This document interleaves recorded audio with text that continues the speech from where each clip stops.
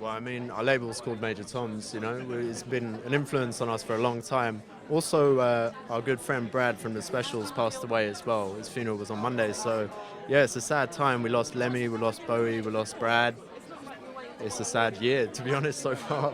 And But if you don't know Rudimental, our influences are so vast, and they're mostly from the past. And these are some guys that have influenced our music and created what it is today. So it's a sad time, and these legends are just leaving us so rapidly. It's so sad.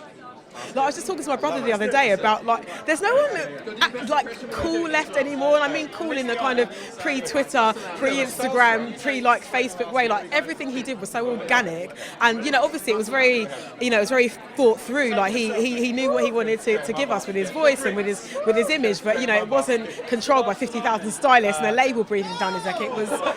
He was just genuinely really cool, and I'm gutted, but we've been playing him every day on Radio 1, like, since he passed away, and it's been so good just to hear him in the day. Like, I played Ashes to Ashes yesterday, such a tune, like China Girl, like all that, like the Noel Rodgers production, it's sick. So, you know, obviously it's absolutely devastating, but I'm just happy we've still got the music. As corny as it sounds, like, those albums are classics.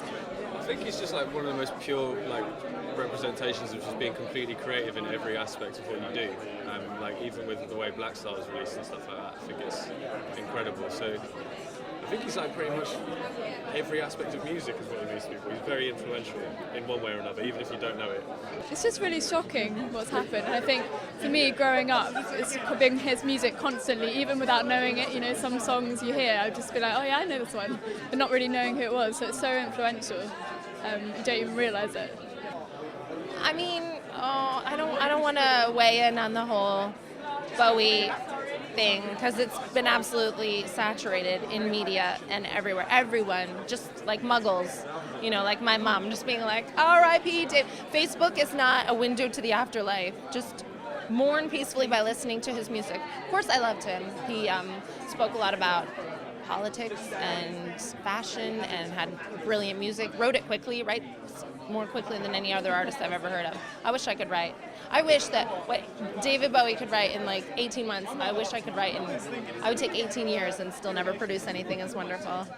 But no, he's just a great artist. It's sad to lose anyone. It's difficult to find the words. It's definitely some magic has left this world. I mean, the guy was total genius and generous right up until the end.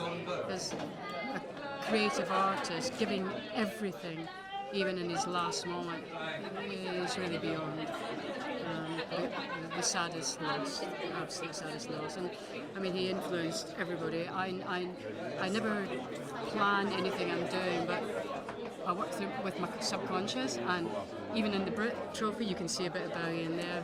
In most of my collections you'll see a sparkle of something to do with him. It literally has, I think he's influenced everybody. And I met him on the dance floor. Blitz Club, actually bumped into him. I heard all this screaming and I thought there was a fight going on. And I'm dancing away and I literally bumped into it, and it was David Bowie, and we just laughed and danced for like 30 seconds, but of course that memory will last for a lifetime.